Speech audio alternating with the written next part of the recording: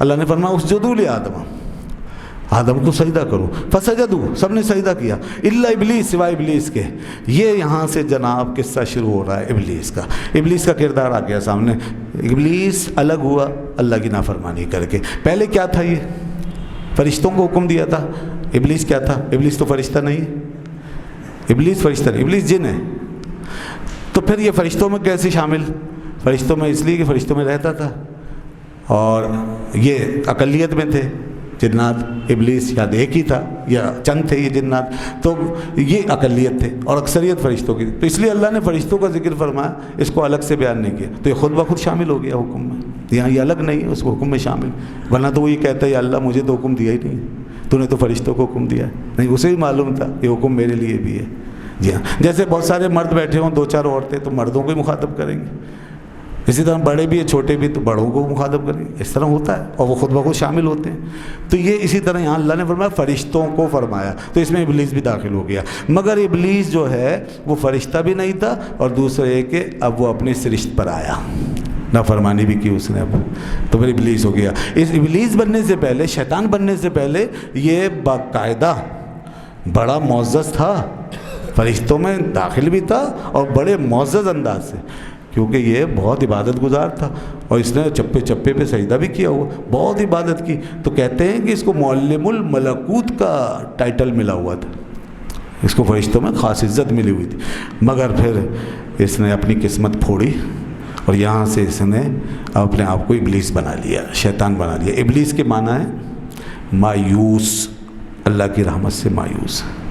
اچھا، یہ نام بعد میں ملا اس کو، اس سے پہلے اس کا اصل نام تھا عزازیل، عزازیل۔ پھر یہ اس کے جو منفی کردار کو جو ریفلیکٹ کرنے والے نام تھے وہ دیے گئے اس کو، اب یہ ابلیس ہو، ابلیس کا مایوس، اور شیطان بھی کہا گیا اس کو۔ شیطان کے معنی ہے شیطنت کرنے والا، شر پھیلانے والا، فساد مچانے والا، گڑبڑ کرنے والا، بہت زیادہ گڑبڑ کرنے والا، یہ معنی شیطان کے۔ تو یہ دونوں لفظ قرآن پاک میں آئے ہوئے ہیں۔ فرمایا مگر ابلیس نے سجدہ نہیں کیا، اور آگے وجہ بتائی، ابا، انکار کر دیا، اور واستکبر، اور تکبر کیا۔ تکبر کیسے کیا معلوم ہے، اور انکار کیسے کیا؟ اللہ نے دوسری جگہ فرمایا، اس کے وہ الفاظ اللہ نے کوٹ فرمایا، کہنے لگا انا خیر منہ۔ جب اللہ نے پوچھا کہ تو نے سجدہ کیوں نہیں کیا، تو کہنے لگا انا خیر منہ، میں آدم سے بہتر ہوں۔ یہ تکبر تھا۔ خلقتنی من نار وخلقتہ من طین، تو نے مجھے آگ سے بنایا، اسے مٹی سے بنایا۔ یہ اس نے دلیل دی۔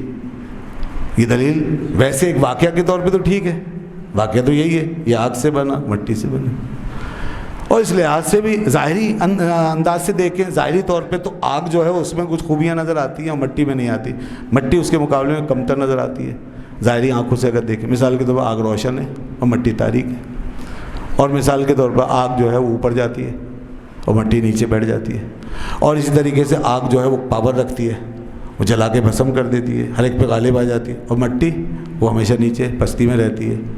یہ سب چیزیں تو کمپیریزن تو اس کا بظاہر ٹھیک لگ رہا ہے، اللہ خیر ہوں، لیکن اللہ کے مقابلے میں لا رہے ہو، حکم ربی کے مقابلے، اب چاہے کتنی معقول بات کرو، اللہ کے سامنے کیوں لا رہے ہو؟ یہ ہے مسئلہ۔ نہیں، سب سے بڑی چیز اللہ کا حکم ہے، اور سب سے بڑی عقل کس کو کہتے ہیں؟ سب سے بڑی عقل وہ ہے جو اللہ کے حکم پہ چلے، ختم ہو گئی بات، اسی کا نام ایمان ہے۔ اگر عقلوں پہ ہی چھوڑ دیا جاتا تو پھر قرآن نازل کرنے کی کیا ضرورت تھی؟ سب کی عقلیں کام کر رہی تھی اور جو صحیح سمجھتی اس پہ چلتی رہتی، یا جس کی عقل سب سے بڑی تھی اس کے پیچھے پیچھے چلنے لگتے ہم۔ نہیں، اللہ نے اپنے حکم پہ چلانا، عقل بھی دی ہمیں، سمجھ بھی دی، اب یہی تو دکھانا ہے اس کو کہ میرے بندے کیسے اپنے نفس کو قربان کریں گے، کیسے اپنی لاجک کو ایک طرف رکھیں گے، کیسے اپنی عقل کو مات دیں گے، اور ان سب چیزوں کو بائی پاس کر کے، روند کے، آگے بڑھ کے جہاں میرا حکم ہوگا سب کچھ قربان کر کے اس کے آگے ڈھیر ہو جائیں گے، بس وہی مومن کہلائیں گے، وہی مومن کہلائیں گے۔ آپ کہیں گے جی عقل تو بہت اہم چیز ہے، اب اس کو بھی روند کے ہم آگے گئے ہیں تو یہ تو کچھ عجیب سی بات ہے۔ جی یہ عجیب سی بات نہیں ہے، آپ نے جس عقل کو روندا ہے بظاہر آپ کو بہت بڑی عقل لگ رہی ہے، وہ بظاہر لگ رہا ہے ہماری عقل بالکل ٹھیک ہے اور قطعی ہے اور 100% ہے اور بہت بڑی عقل نہیں، ہماری عقل اسی طرح ہے جیسے ایک چھوٹا سا بچہ جو ہے بظاہر اپنے فہم میں بڑی صحیح بات کر رہا ہوتا ہے مگر آگے کے نتائج سے بے خبر ہوتا ہے. آگے نہیں پتا اسے کہ میں جو صحیح کہہ رہا ہوں، جو رزلٹ نکال رہا ہوں، جو سمجھ رہا ہوں، جو ججمنٹ کر رہا ہوں، یہ آگے کتنی خطرناک ہے. اور ایک بڑا آدمی دیکھ رہا ہوتا ہے آگے، لہذا اس کو صحیح بات سے بھی روک دیتا ہے. بچہ یہ نہیں کہہ سکتا آپ نے مجھے صحیح بات سے کیوں روکا. بہت گھر میں کبھی ایسے تیز بچوں سے بہت جھگڑے ہوتے ہیں بڑوں کے، اکثر الجھتے ہیں بچے، اب اپنی عقلیں استعمال کرتے، کہتے ہیں جب ہم نے صحیح کیا کہا ہے تو آپ نے کیوں اس کو غلط کر دیا، کیوں روکا. لیکن اس بچے کو نہیں پتا کہ آگے کیا ہے.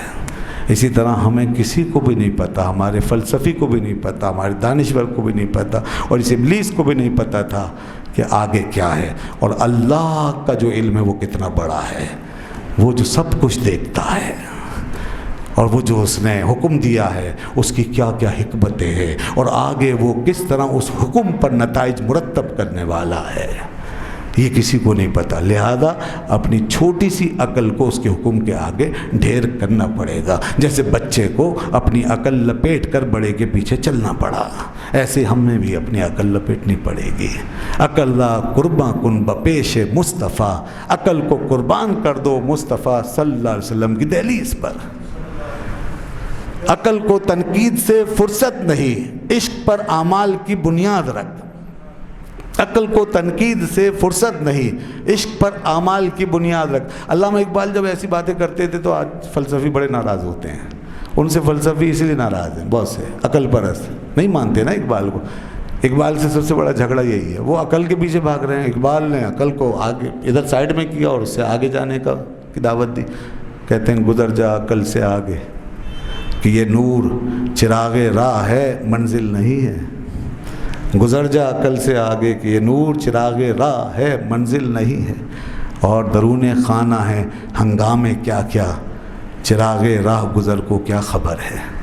جو راستے میں رکھا چراغ ہے اسے کیا پتہ کہ اندر درون خانہ کیا کچھ ہے. یہی ہماری عقل کا حال ہے. عقل را قرباں کن بپیش مصطفیٰ، عقل کو قربان کر دیں ایسے موقع میں. جہاں تک اجازت ہے وہاں تک استعمال کریں. تو دیکھیے شیطان نے عقل استعمال کی. دنیا میں سب سے پہلے عقل کی لڑائی شیطان نے لڑی ہے. بالکل لاجک ہے یہ، اور ایک فیکٹ سامنے لایا ہے.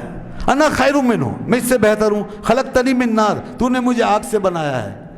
وخلقتہ من طین، اسے تو نے مٹی سے بنایا. یا اللہ میں بہتر نظر آتا رہوں، آگ میں بہتری نظر آ رہی ہے. ساری دنیا کہے گی میں بہتر، ہاں اس کے ماننے والے سارے کہیں گے، مگر ہم یہی کہیں گے اندر داخل ہو کے دیکھو اس مٹی میں کیا کرشمے ہیں.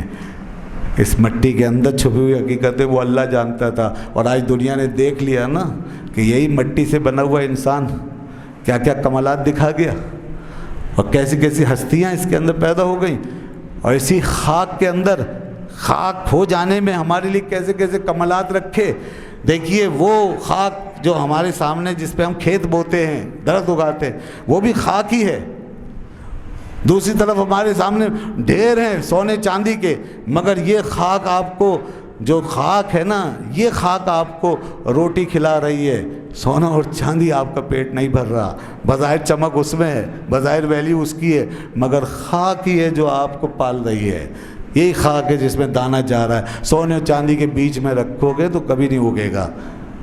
پیسوں کے بیچ میں رکھیں گے، درہم دینار کے بیچ میں کبھی نہیں اگے گا. دانہ جب خاک میں جائے گا تبھی نکل کر باہر آئے گا اور وہ ہماری روٹی اور پانی کا بندوبست کرے گا. یہی خاک ہے وہ. اسی خاک میں اللہ نے جوہر رکھا ہے. یہی انسان کا حال. مولانا روم رحمۃ اللہ علیہ نے کیا خوب کہا تھا کہ خاک شو، اے بندہ خدا تو خاک ہو، پھر تو دیکھ کہ تا گل بروئے رنگ رنگ، کہ تیرے اندر کیسے کیسے رنگ کھلتے ہیں.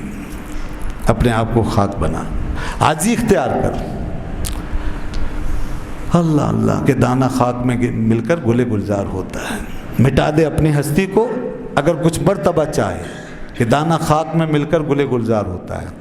تو جی خاک، اللہ نے یہ خاک کو بڑی شان دی ہے. بظاہر اس میں اندھیرا ہے، بظاہر پستی ہے، بظاہر اس کے اندر طاقت نہیں ہے، قوت نہیں، مگر اس کے اندر پوشیدہ وہ صلاحیت ہے، وہ پوٹینشیل ہے کہ جو آگ میں بھی نہیں ہے. آگ میں ڈسٹریکشن ہے، تباہی ہے، بربادی ہے، اور خاک کے اندر تعمیر ہے، خاک کے اندر زندگی ہے، خاک کے اندر قوت ہے، خاک کے اندر توانائی ہے، خاک کے اندر ہمارے لیے زندگی کے راز ہے، خاک ہماری بنیاد ہے، اور آگ جو ہے وہ تباہی ہے۔ تو یہ ہمیں بعد میں پتہ چل رہا ہے، جب زیادہ غور ہم کر رہے ہیں، پھر اللہ کی شان وہ پتہ نہیں کیا کیا اس کے پیش نظر۔ اس لیے شیطان کا یہ سارا قیاس یہ سب باطل ہوا۔ اللہ نے فرمایا یہ تکبر تھا، یہ کوئی عقل وقل نہیں، اصل میں اس نے تکبر کیا، اس نے اللہ کے حکم کے آگے اپنے آپ کو بڑا قرار دیا۔ اللہ نے فرمایا تھا ما منعک الا تسجد، تجھے کس چیز نے روکا، ما منعک ان تسجد، کہ تو سجدہ نہیں کیا، تو نے سجدے سے تو رکا رہا، کیا چیز تھی تیرے پاس ایسی، کون سی اتھارٹی تھی؟ اس کا مطلب یہ علماء نے یہ بیان کیا کہ اللہ کا جب حکم آ جائے تو کوئی اتھارٹی باقی نہیں رہتی، کوئی چیز مانے نہیں ہو سکتی، یعنی کوئی جواز، کوئی رائٹ، کوئی جسٹیفیکیشن ہمارے پاس نہیں ہے کہ ہم اس پہ سر اٹھائیں اور کہیں کہ ہم نہیں مانتے۔ اس لیے اللہ نے پوچھا تجھے کس چیز نے روکا، بتا تیرے پاس کیا اختیار ہے؟ تو یہ صرف تکبر ہوا، ابا واستکبر، اس نے انکار کیا، تکبر کیا، وکان من الکافرین، وہ کافروں سے ہو گیا۔